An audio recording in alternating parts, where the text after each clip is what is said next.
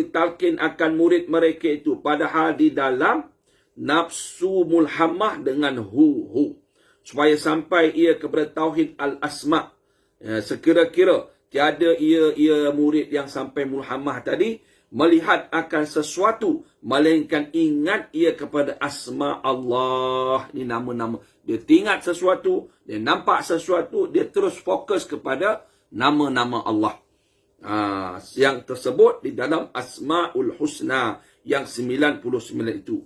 Kerana sekalian sesuatu alam yang mawjud ini, mana sesuatu alam ni satu perkara yang bukan Allah Ta'ala, dipanggil alam.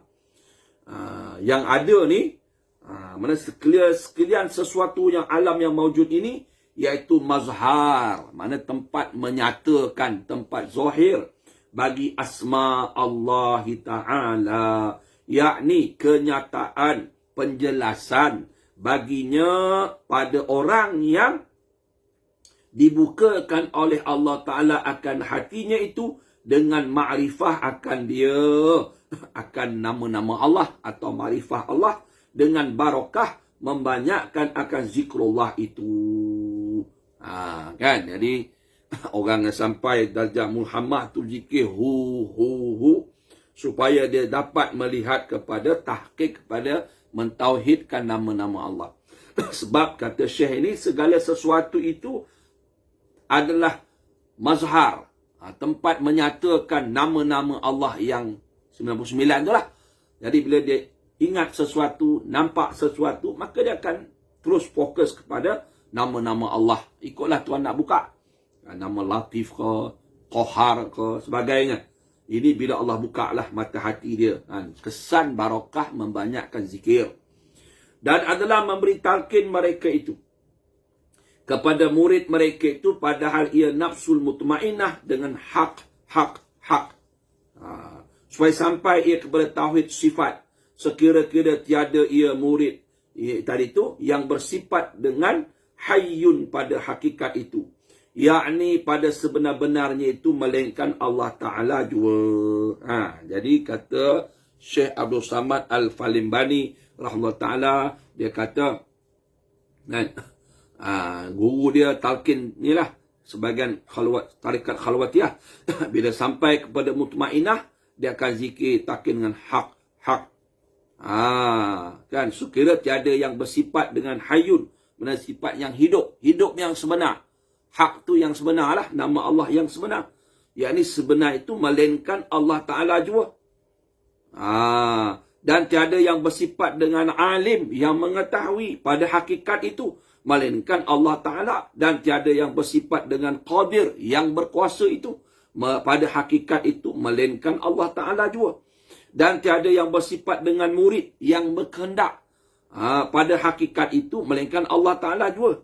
Dan tiada yang bersifat dengan sami'un, yang maha mendengar, pada hakikat itu, melainkan Allah Ta'ala jua. Dan tiada yang bersifat dengan basir, yang melihat, pada hakikat itu, melainkan Allah Ta'ala jua. Jadi itu tujuan sebahagian masyaikh khalwatiyah mentalqin zikir hak, makna yang sebenar, yang hakikat, kepada murid yang sampai mutmainah, supaya mantap dia. Kalau yang hidup, sebenar hidup hanya Allah, hakikat dia. Yang mendengar, hakikat yang bersifat mendengar, Allah Ta'ala. Yang berkata hakikatnya, semua jadi dapat hakikat. Dan yang melihat, yang hidup, yang berkehendak, yang berkuasa. Jadi yang lain daripada Allah Ta'ala ni semuanya pinjaman, tidaklah sampai hakikat. Jadi takat tu je lah yang boleh kita kongsi dulu pada sesi kali ini. Kita bahas sikit sebanyak sampai nafsu mutmainah dululah. Walaupun tukang baca ni belum sampai mutmainah, mudah-mudahan insya-Allah kita berhasrat semoga Allah Ta'ala sebelum kita pejam mata, kita dapatlah sekurang-kurangnya dapat nafsu mutmainah. Lebih baik sampai radiyah, marjiyah, kamil. Barulah kita selamat daripada kemurkaan Allah Ta'ala di alam akhirat nanti. Bawah pada mutmainah tak ada jaminan lah. Walaupun dia ulama ke, tok guru ke, apa golongan raja ke, menteri ke, apa ke, tak sampai mutmainah. Kata almarhum tok guru saya, bila tak sampai, selagi belum mutmainah, selama itu punah rana.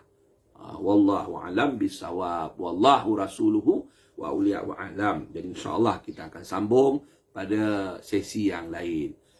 Wabillahi taufiq wal hidayah. Wassalamualaikum warahmatullahi wabarakatuh.